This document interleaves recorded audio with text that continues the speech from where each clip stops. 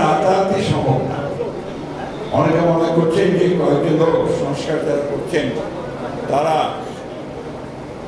কত বৈঠক করে আপনার সংস্কারের কত বিষয় নিয়ে এসে জনগণকে দিয়ে দিলেন, সংস্কার হয়ে গেল। সেভাবে সংস্কার হয় না। সংস্কার হতে হবে একটা প্রক্রিয়ার মধ্যে দিয়ে। Continuous process.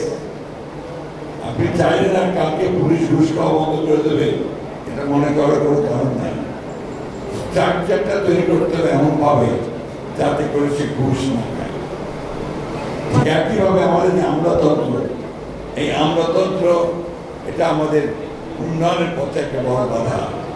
Negative bureaucracy, negative bureaucracy থেকে পজিটিভ ব্যুরোক্রেসি করতে হবে। তার জন্য যা যা করা দরকার তার মূল কাজ হচ্ছে জনগণের সঙ্গে সম্পৃক্ত করা, সেই বিষয়টি এই বিষয়ে নির্বাচন চাই। নির্বাচন কেন চাই সেই জিনিসকে আবার করে চিন্তা করি। অবকাশ নির্বাচন না হলে আমি প্রতিনিধি নির্বাচন করবো কি করে?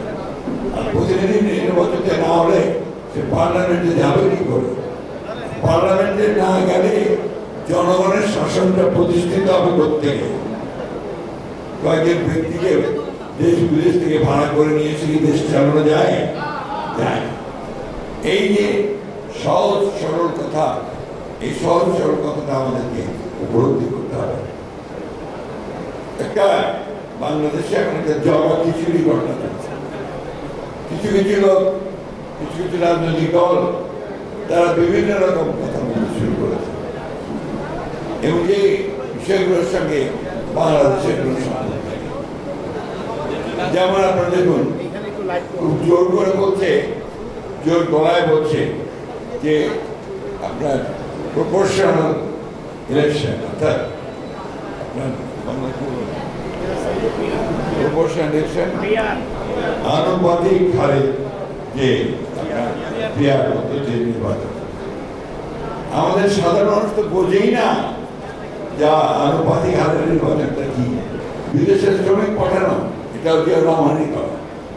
সেই জিয়া রহমান শুরু করেছেন বলে আজকে বিদেশে লক্ষ লক্ষ মানুষ বিদেশ জ্ঞাপনের জন্য আমাদের দেশের জন্য টাকা পড়েছে। প্রতিটি ক্ষেত্রে আমি ভালো করে বলতে কৃষি, শিল্প, স্বাস্থ্য সব ক্ষেত্রে জিয়া রহমান মাত্র 3.5 বছর সময়ের মধ্যে একটা অবিশ্বাস্য, অভাবনীয় বৈপ্লবিক পরিবর্তন নিয়ে এসেছে। আসুন আমরা আমাদের নেতা জিয়া রহমান সাহেবকে সেই অনুসরণ করি।